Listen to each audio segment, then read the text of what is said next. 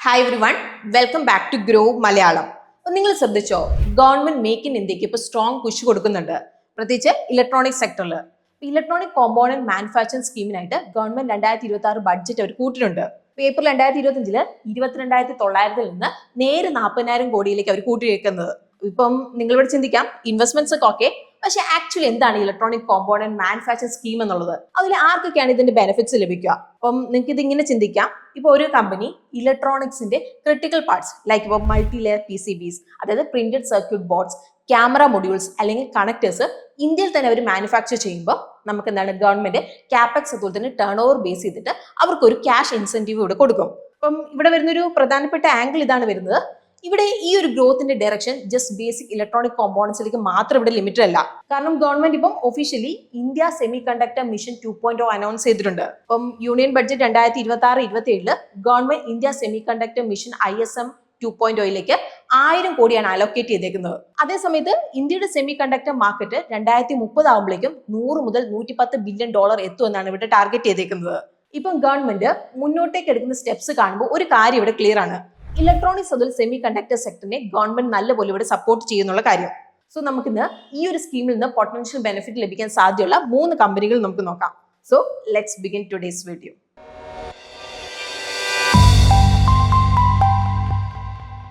ഇന്നത്തെ നമ്മുടെ first company വന്ന് ആംബർ എന്റർപ്രൈസസ് ആണ്. അപ്പൊ കഴിഞ്ഞ 3 വർഷത്തിൽ കമ്പനി 33% സെയിൽസ് CAGR നൽകിയിട്ടുണ്ട്, അതുപോലെ 30% പ്രോഫിറ്റ് CAGR. അപ്പൊ കമ്പനി മെയിൻലി 3 ബിസിനസ് സെഗ്മെന്റിലാണ് ഇവിടെ പ്രവർത്തിക്കുന്നത്: കൺസ്യൂമർ ഡ്യൂറബിൾസ്, ഇലക്ട്രോണിക്സ്, അതുപോലെ റെയിൽവേ സബ്സിസ്റ്റം ആൻഡ് മൊബിലിറ്റി. അപ്പൊ കൺസ്യൂമർ ഡ്യൂറബിൾ സെഗ്മെന്റിൽ ഈ ഒരു കമ്പനി ലീഡിംഗ് AC ബ്രാൻഡ്സിന് വേണ്ടി ക്രിട്ടിക്കൽ കോമ്പോണൻസ് സപ്ലൈ ചെയ്യുന്നുണ്ട്. അതുപോലെ നമ്മൾ നോക്കുകയാണെങ്കിൽ ഏകദേശം 70% പാർട്സും അവർ തന്നെ ഇൻഹൗസ് മാനുഫാക്ചറിംഗ് ഫെസിലിറ്റീസിലാണ് ഇവിടെ പ്രൊഡ്യൂസ് ചെയ്യുന്നത്. ഇവരുടെ ഇലക്ട്രോണിക് ഡിവിഷനിൽ നമ്മൾ നോക്കുകയാണെങ്കിൽ ഡൈവേഴ്സിഫിക്കേഷന്റെ നല്ലൊരു എക്സാമ്പിൾ ആണിത്. ഇവിടെ ഈ ഒരു കമ്പനി ബെയർ PCBസും ബോക്സ് ബിൽഡ് സൊല്യൂഷൻസും സപ്ലൈ ചെയ്യുന്നുണ്ട്. അതും smart watches, automotive, telecom, aerospace and defence പോലത്തെ ഹൈ ഗ്രോത്ത് സെക്ടറിലേക്ക്. ഇവിടെ റെയിൽവേ ഡിവിഷനിലൂടെ company critical subsystems like HVAC, automated doors, അതുപോലെ ബ്രേക്കിംഗ് സിസ്റ്റംസ് നൽകുന്നുണ്ട്. Q3 FY26 പ്രകാരം consumer durable segment revenue share 67% ആയിരുന്നു. ഇലക്ട്രോണിക്സ് 22%, അതുപോലെ റെയിൽവേസ് 5%. ഇവിടെ ഒരു മാറ്റം നമ്മൾ ഇവിടെ കാണുന്നുണ്ട്. ഇവിടെ കൺസ്യൂമർ ഡ്യൂറബിൾസിന്റെ ഷെയർ പതുക്കെ ഇവിടെ കുറയുന്നുണ്ട്.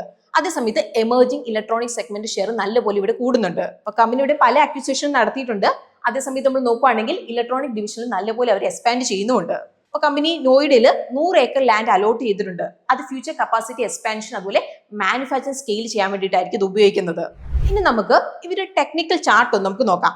2024 സ്റ്റോക്ക് ഒരു റേഞ്ചിൽ തന്നെ മൂവ് ചെയ്തു, പിന്നെ ബ്രേക്ക് ഔട്ട് നൽകി 75% മേളിലേക്ക് പോയി. അതിനുശേഷം സ്റ്റോക്ക് വീണ്ടും ഒരു റേഞ്ചിൽ തന്നെ ഇവിടെ കൺസോളിഡേറ്റ് ചെയ്തു.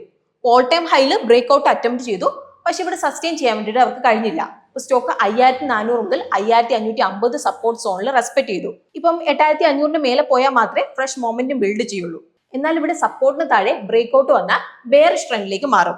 ഇനി നമുക്ക് ഇവരുടെ ഫൈനാൻഷ്യൽ റിസൾട്ട്സ് നമുക്ക് നോക്കാം. Q3 FY26 revenue year over year 38% കൂടി 2943 കോടിയായി. മെയിൻലി ഇലക്ട്രോണിക് ഡിവിഷൻ എന്നുള്ള സ്ട്രോങ് ഗ്രോത്ത് കാരണമാണ്. അപ്പൊ കമ്പനിയുടെ EBITDA ഇയർ ഓവർ ഇയർ 58% വളർന്നു, അതുപോലെ മാർജിനും 105 ബേസിസ് പോയിന്റ് എക്സ്പാൻഡ് ചെയ്ത് 8.07% എത്തി. അപ്പൊ കമ്പനി ഏകദേശം 9 കോടിയുടെ ലോസ് ഇവിടെ റിപ്പോർട്ട് ചെയ്തിട്ടുണ്ട്. മെയിൻലി വൺ ടൈം എക്സ്പെൻസ് കൊണ്ടാണ് ഇത് സംഭവിച്ചത്. Impairment charge, labour code provisions, അതുപോലെ ഹയർ ടാക്സ് ലയബിലിറ്റി. അപ്പൊ ഇതൊക്കെ എക്സെപ്ഷണൽ ഐറ്റംസ് ആയിരുന്നു. അപ്പൊ അതുകൊണ്ട് ഷോർട്ട് ടേം പ്രഷർ ബോട്ടം ലൈനിൽ ഉണ്ടായി. പക്ഷെ ഇത് ടെമ്പററി ആണ്, പെർമനന്റ് പ്രോബ്ലം അല്ല. ഇനി നമുക്ക് ഇവരുടെ ഗ്രോത്ത് ഔട്ട്ലുക്ക് നോക്കാം. അപ്പൊ കമ്പനി 2026 ഫൈനാൻഷ്യൽ ക്യാപെക്സ് അറൌണ്ട് 800 കോടിയാണ്. അതുപോലെ 2027 ഫൈനാൻഷ്യലിലേക്ക് മാനേജ്മെന്റ് 1100 മുതൽ 1200 കോടിയുടെ ഗൈഡൻസ് നൽകിയിട്ടുണ്ട്. ഇലക്ട്രോണിക് ബിസിനസിന് വേണ്ടി മാനേജ്മെന്റ് ഒരു ടാർഗറ്റ് വെച്ചിട്ടുണ്ട്. അപ്പൊ ഈ ഒരു ഡിവിഷനിൽ EBITDA മാർജിൻ 2027 ഫൈനാൻഷ്യൽ വരെ ഡബിൾ ഡിജിറ്റ് ക്രോസ് ചെയ്യാം. റെയിൽവേ ഡിവിഷനിൽ കമ്പനിക്ക് 2600 കോടിയുടെ സ്ട്രോങ് ഓർഡർ ബുക്ക് ഉണ്ട്. അപ്പൊ ഇത് വെച്ചിട്ട് കമ്പനിക്ക് കോൺഫിഡൻസ് ഉണ്ട്, അതായത് അടുത്ത 2 വർഷത്തിനുള്ളിൽ റവന്യൂ ഡബിൾ ആവും എന്നുള്ള കാര്യം. ഇനി നമുക്ക് കമ്പനിയുടെ ബാലൻസ് ഷീറ്റ് നോക്കാം. കഴിഞ്ഞ കുറച്ച് വർഷത്തിൽ കമ്പനിയുടെ ബോറോയിങ്സ് നല്ലപോലെ കൂടിയിട്ടുണ്ട്. 2023 ഫൈനാൻഷ്യലിൽ 1455 കോടിയിൽ നിന്ന് ഹാഫ് ഇയർ എൻഡിംഗ് ഫൈനാൻഷ്യൽ 2026 2293 കോടി വരെ. Debt to equity ratio 0.7x മുതൽ 0.9x റേഞ്ചിൽ നിന്നിട്ടുണ്ട്. അതിപ്പം നിലവിൽ മാനേജബിൾ ലെവലിൽ തന്നെയാണ് ഉള്ളത്. ഇപ്പൊ interest coverage ratio around 2.5x ആണ്. ഓപ്പറേറ്റിംഗ് ഇൻകം വഴി ഇൻട്രസ്റ്റ് പേയ്മെന്റ്സ് കവർ ചെയ്യാനുള്ള ഒരു മോഡറേറ്റ് മാർജിൻ ഓഫ് സേഫ്റ്റി നൽകുന്നുണ്ട് ഇത്. അപ്പൊ ഇതൊരു ഇമ്പോർട്ടന്റ് പോയിന്റ് ആണ്. ഈ ഒരു ബോറോയിങ്സ് മോസ്റ്റ്ലി ബിസിനസ് എക്സ്പാൻഷൻ വേണ്ടിയാണ് യൂസ് ചെയ്തേക്കുന്നത്. അത് ഫിക്സഡ് അസറ്റ്സിലും വർക്ക് ഇൻ പ്രോഗ്രസിലും റിഫ്ലക്ട് ചെയ്യുന്നുണ്ട്. ഇനി നമുക്ക് ഇവിടെ ക്യാഷ് ഫ്ലോ സ്റ്റേറ്റ്മെന്റ് നോക്കാം. കമ്പനി കൺസിസ്റ്റന്റ്ലി ഓപ്പറേഷനിൽ നിന്ന് ക്യാഷ് ഫ്ലോ ജനറേറ്റ് ചെയ്യുന്നുണ്ട്. അപ്പൊ ഇത് ലോങ് ടേം ഫൈനാൻഷ്യൽ സ്റ്റെബിലിറ്റി ഇവർക്ക് നൽകുന്നുണ്ട്. ഇനിയിപ്പം ഇവരുടെ റിസ്കും ചലഞ്ചസ് എന്തൊക്കെയാണെന്നുള്ളത് നോക്കാം. കമ്പനി നിലവിൽ 114x P-യിലാണ് ട്രേഡ് ചെയ്യുന്നത്. അതിലൊരു PG റേഷ്യോ എന്ന് 3.9x ആണ്. അപ്പൊ നിലവിലെ മൾട്ടിപ്പിൾസ് കുറച്ച് എക്സ്പെൻസീവ് ആയിട്ടാണ് കാണുന്നത്. അതുകൊണ്ട് സെയിൽസ് ഗ്രോത്തിൽ സ്ലോ ഡൗൺ ഉണ്ടെങ്കിലോ അല്ലെങ്കിൽ മാർജിന് പ്രഷർ വന്നാലോ മൾട്ടിപ്പിൾസ് ഡി റേറ്റിംഗ് ഉണ്ടാകും. PCBസിന് വേണ്ടി കമ്പനി കോപ്പർ, ഗോൾഡ്, CCL പോലുള്ള റോ മെറ്റീരിയൽസ് ഇമ്പോർട്ട് ചെയ്യുന്നുണ്ട്. അപ്പൊ ഇതിന്റെ കോസ്റ്റ് ആണ് ഓപ്പറേറ്റിംഗ് എക്സ്പെൻസിൽ ഏകദേശം 80% വരുന്നത്. അപ്പൊ ഈ ഒരു കമ്മോഡിറ്റീസിന്റെ പ്രൈസ് കൂടിയ മാർജിനിൽ ഇവിടെ പ്രഷർ വരാം. കാരണം കോസ്റ്റ് പാസ് ചെയ്യാൻ പൊതുവെ 1 മുതൽ 1.5 ക്വാർട്ടറിന്റെ ഡിലേ ഇവിടെ ഉണ്ടാവും. ഇനി നമ്മുടെ അടുത്ത കമ്പനി വന്ന് കെയ്ൻസ് ടെക്നോളജി ആണ്. കഴിഞ്ഞ 3 വർഷത്തിൽ കമ്പനി 57% സെയിൽസ് CAGR നൽകിയിട്ടുണ്ട്. അതുപോലെ 90% പ്രോഫിറ്റ് CAGR. ഇപ്പൊ Kaynes technology electronic manufacturing service കമ്പനിയാണ്. ഇതിന്റെ അർത്ഥം ഗ്ലോബൽ കമ്പനീസ് ബാക്കിയുള്ള വലിയ കമ്പനീസിനായിട്ട് അവര് ഇലക്ട്രോണിക് കോമ്പൗണ്ട്സ് ഇവിടെ മാനുഫാക്ചർ ചെയ്യുന്നുണ്ടെന്നാണ്. അപ്പൊ ഇവരുടെ products cars, factories, hospital equipment, അതുപോലെ നമ്മൾ നോക്കുകയാണെങ്കിൽ എയറോസ്പേസ്, ഡിഫൻസ്, അതുപോലെ റെയിൽവേയിലും അവർ യൂസ് ചെയ്യുന്നുണ്ട്. അപ്പൊ കമ്പനിക്ക് 9000 കോടിയുടെ സ്ട്രോങ് ഓർഡർ ബുക്ക് ഉണ്ട്. അപ്പൊ ഇതെന്ന് പറയുന്നത് 2025 ഫൈനാൻഷ്യൽ റവന്യൂന്റെ 330%. അപ്പൊ semi conductor mega trend capture ചെയ്യാൻ വേണ്ടി കെയ്ൻസ് സാനത്ത് ഗുജറാത്തിൽ ഒരു മെഗാ OS80 ഫെസിലിറ്റി എസ്റ്റാബ്ലിഷ് ചെയ്തിട്ടുണ്ട്. ഇത് നമ്മൾ സിമ്പിൾ ആയിട്ട് പറഞ്ഞിട്ടുണ്ടെങ്കിൽ ഈ പ്ലാൻ അഡ്വാൻസ് മൈക്രോ ചിപ്സിന്റെ ഫൈനൽ പാക്കിംഗ്, അസംബ്ലി, ടെസ്റ്റിംഗ് എല്ലാം ഇവിടെ ഹാൻഡിൽ ചെയ്യും. ഇനി നമുക്ക് ഇവരുടെ ടെക്നിക്കൽ ചാർട്ട് നമുക്ക് നോക്കാം. സ്ട്രോങ് റാലിക്ക് ശേഷം December 2024 stock all time high create ചെയ്തു. അതിനുശേഷം ഒരു ഷാർപ്പ് കറക്ഷൻ ഇവിടെ സംഭവിച്ചു. അത് 3840 ലെവലിൽ നിന്ന് ബൗൺസ് ചെയ്ത് ഒക്ടോബർ 2025 പ്രീവിയസ് ഓൾ ടൈം ഹൈയിൽ റീടെസ്റ്റ് ചെയ്തു. പക്ഷേ പിന്നെ ഇവിടെ കറക്ഷൻ കണ്ടിരുന്നു. ഇപ്പൊ സ്റ്റോക്ക് ഏകദേശം 3840 സപ്പോർട്ട് സോണിൽ ട്രേഡ് ചെയ്യുന്നത്. അപ്പൊ ഈ ഒരു ലെവൽ സസ്റ്റെയിൻ ചെയ്യാൻ വേണ്ടി പറ്റിയില്ലെങ്കിൽ അടുത്ത സപ്പോർട്ട് ഏകദേശം 2490 ഇനി നമുക്ക് ഇവരുടെ ഫൈനാൻഷ്യൽ റിസൾട്ട്സ് നമുക്ക് നോക്കാം. Q3 FY26 sales 21% year over year വളർന്ന് 804 കോടിയായി. അപ്പൊ ഈ ഒരു ക്വാർട്ടറിൽ കുറച്ച് സ്ലോ ഗ്രോത്ത് ഇവിടെ കണ്ടു. കാരണം 300 കോടിയുടെ മൂല്യമുള്ള കവച് സേഫ്റ്റി സിസ്റ്റത്തിനായിട്ടുള്ള വലിയൊരു ഓർഡർ ഇവിടെ റെയിൽവേയിൽ പോസ്റ്റ്പോൺ ചെയ്തിട്ടുണ്ടായിരുന്നു. EBITDA ഇയർ ഓവർ ഇയർ 26% കൂടി 119 കോടിയായി. അതിൽ മാർജിൻ 14% 15% ഇവിടെ ഇംപ്രൂവ് ആയി. ഇനി നമുക്ക് ഇവരുടെ ഗ്രോത്ത് ഔട്ട്ലുക്ക് നോക്കാം. 2028 ഫൈനാൻഷ്യൽ ആകുമ്പോഴേക്കും ടോട്ടൽ റവന്യൂല് $1 ബില്യൺ ക്രോസ് ചെയ്യുന്നുള്ള ടാർഗറ്റ് മാനേജ്മെന്റിലൂടെ സെറ്റ് ചെയ്തിട്ടുണ്ട്. അപ്പൊ ഇത് സൂചിപ്പിക്കുന്നത് 2028 ഫൈനാൻഷ്യൽ ആകുമ്പോഴേക്കും ഏകദേശം 60% സെയിൽസ് CAGR ആണ്. അപ്പൊ ക്വാർട്ടർ ഓൺ ക്വാർട്ടർ ബേസ് നോക്കുകയാണെങ്കിൽ ഇൻവെസ്റ്റേഴ്സ് ഇത് ട്രാക്ക് ചെയ്യണം ഇവിടെ. അപ്പൊ കമ്പനി അവരുടെ സെമി കണ്ടക്ടർ യൂണിറ്റിലേക്കായിട്ട് നമ്മൾ നോക്കുകയാണെങ്കിൽ ഏകദേശം 3200 കോടിയുടെ കാപെക്സ് ഗൈഡൻസ് ഇവിടെ നൽകിയിട്ടുണ്ട്. അതുപോലെ അവർ പ്രിന്റഡ് സർക്യൂട്ട് ബോർഡ് ഡിവിഷൻ ആയിട്ട് 1400 കോടി രൂപയും. ഇനി നമുക്ക് ഇവരുടെ ക്യാഷ് ഫ്ലോ സ്റ്റേറ്റ്മെന്റ് നമുക്ക് നോക്കാം. കഴിഞ്ഞ 6 മാസത്തിൽ കമ്പനിയുടെ ഹ്യൂമിലേറ്റീവ് cash flow from operations around 32 കോടിയായിരുന്നു. അതേസമയത്ത് നെറ്റ് പ്രോഫിറ്റ് 642 കോടിയിൽ നിന്നു. അപ്പൊ ഈ ഒരു പീരീഡിൽ CFO to net profit ratio, അതായത് നെറ്റ് പ്രോഫിറ്റിനെ എത്രത്തോളം ക്യാഷ് ആയിട്ട് റീറ്റെയിൻ ചെയ്യാൻ വേണ്ടി സാധിക്കും എന്നുള്ളതാണ് ഈ റേഷ്യോ പറയുന്നത്. അപ്പൊ ഈ ഒരു പീരീഡിലേക്ക് അത് വന്ന് ജസ്റ്റ് 5% മാത്രമാണ്. ഇത് വീക്ക് ക്യാഷ് റിയലൈസേഷൻ ആണ് ഇവിടെ സൂചിപ്പിക്കുന്നത്. Half year ending financial 2026 receivables എന്നുള്ള പ്രഷർ കാരണം CFO ഇവിടെ നെഗറ്റീവ് ആയിരുന്നു. ഇനിയിപ്പം ഒരു കാര്യം കൂടി ഇവിടെ ഇൻവെസ്റ്റേഴ്സ് ഇവിടെ ശ്രദ്ധിക്കണം. ബ്രോക്കറേജ് നോട്ടിൽ കെയ്ൻസ് ഗ്രൂപ്പ് എൻറ്റിറ്റീസിന്റെ ഇടയിൽ റിപ്പോർട്ടിംഗ് മിസ്മാച്ചസ് ഉണ്ടെന്നുള്ളത് 2025 ഫൈനാൻഷ്യലിൽ ഡിസ്ക്ലോഷർ കോൺടാക്സിൽ പോയിന്റ് ചെയ്തിട്ടുണ്ടായിരുന്നു. അപ്പം കമ്പനി ഇതിവിടെ ഡിനേ ചെയ്തിട്ടുള്ള കാര്യമാണ്. ഡിസംബർ 2024 ക്വാർട്ടർ തൊട്ട് FIs മുതൽ DIsഉം തുടർച്ചയായിട്ട് അവരുടെ സ്റ്റേക്ക് ഇവിടെ കുറയ്ക്കുന്നുണ്ട്. ഇപ്പൊ ഡിസംബർ 2025 ഒരു നോട്ടീസബിൾ ഡിക്ലൈൻ ഇവിടെ കണ്ടായിരുന്നു. ഇപ്പൊ FI സ്റ്റേക്ക് 10.7% 8.8% ഇവിടെ കുറഞ്ഞു. DIs നമ്മൾ നോക്കുകയാണെങ്കിൽ 23.6% 16% ഇവിടെ കുറഞ്ഞു. അപ്പൊ ഇൻവെസ്റ്റേഴ്സ് ഈ ട്രെൻഡ് ഇവിടെ ക്ലോസ് ആയിട്ട് ഇവിടെ മോണിറ്റർ ചെയ്യണം. ഇനി നമുക്ക് ഇവിടെ റിസ്ക് എന്തൊക്കെയാണെന്നുള്ളത് കൂടി നമുക്ക് നോക്കാം. അപ്പൊ കമ്പനിയുടെ നെറ്റ് വർക്കിംഗ് ക്യാപിറ്റൽ ഡേയ്സ് 139 കൂടെ കൂടി. അപ്പൊ ഇതിന് കാരണം എന്ന് വെച്ചാൽ ഓപ്പറേഷനിലുള്ള ക്യാഷ് ബ്ലോക്ക് ആവാൻ തുടങ്ങിയതുകൊണ്ടാണ്. അപ്പൊ മാർച്ച് 2026 ആയപ്പോഴേക്കും സപ്ലൈ ചെയിൻ ഫൈനാൻസിംഗ് വഴി മാനേജ്മെന്റ് ഇത് 85 ദിവസത്തിലേക്ക് കൊണ്ടുവരാൻ വേണ്ടിയിട്ട് പ്ലാൻ ചെയ്തേക്കുന്നത്. ഇനി നമുക്ക് കമ്പനിയുടെ കസ്റ്റമർ കോൺസെൻട്രേഷൻ റിസ്ക്കും ഇവിടെ കമ്പനി ഫേസ് ചെയ്യുന്നുണ്ട്.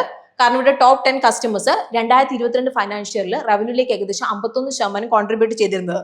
അതിപ്പോൾ 2025 ഫൈനാൻഷ്യൽ ആയപ്പോഴേക്കും 67% ആയിട്ട് അത് കൂടിയിട്ടുണ്ട്. ഇനി ഇന്നത്തെ നമ്മുടെ ലാസ്റ്റ് കമ്പനി വരുന്നത് സിർമ SGS ടെക്നോളജി ആണ്.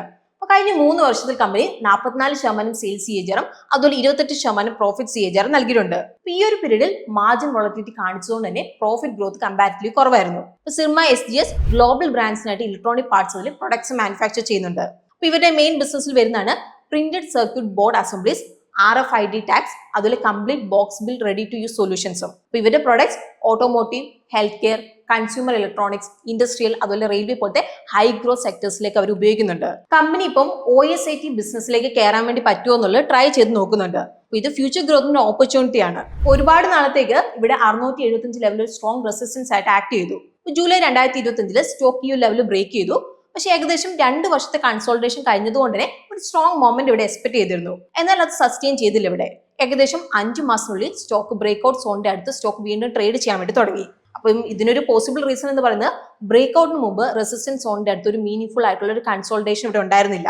പ്രൈസ് ഷാർപ്പ് മൂവിലാണ് ലെവൽ ക്രോസ് ചെയ്തത്. പൊതുവെ റെസിസ്റ്റൻസിന്റെ അടുത്ത് കൺസോൾട്ടേഷൻ കഴിഞ്ഞു വരുന്ന ബ്രേക്ക്ഔട്ട് ആണ് കൂടുതൽ സസ്റ്റൈനബിൾ മൊമെന്റ് ഇവിടെ ഇൻഡിക്കേറ്റ് ചെയ്യുന്നത്. ഇനി നമുക്ക് ഇവിടെ ഫൈനാൻഷ്യൽ റിസൾട്ട്സ് നോക്കാം.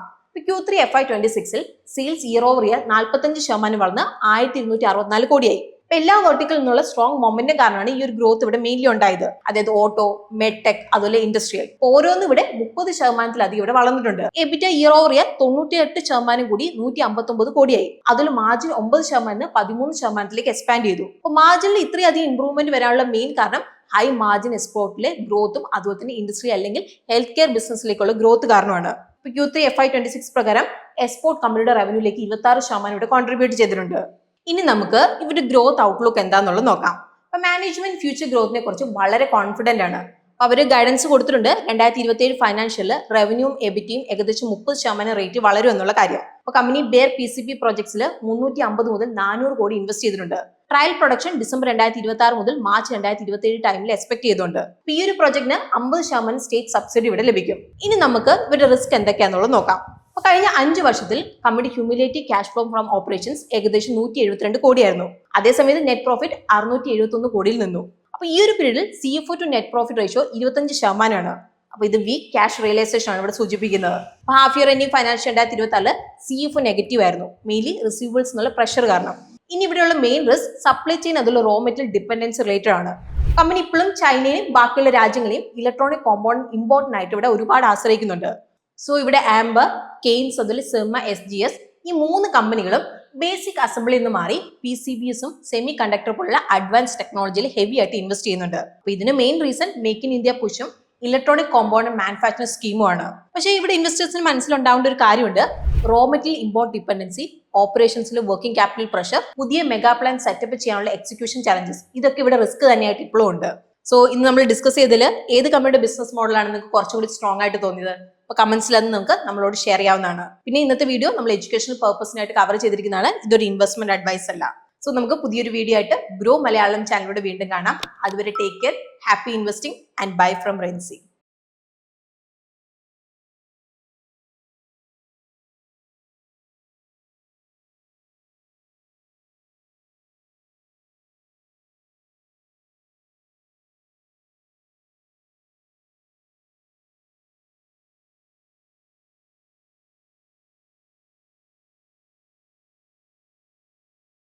Investment in securities market are subject to market risks. Read all the related documents carefully before investing. Please read the risk disclosure documents carefully before investing in equity shares, derivatives, mutual fund, and or other instruments traded on the stock exchanges.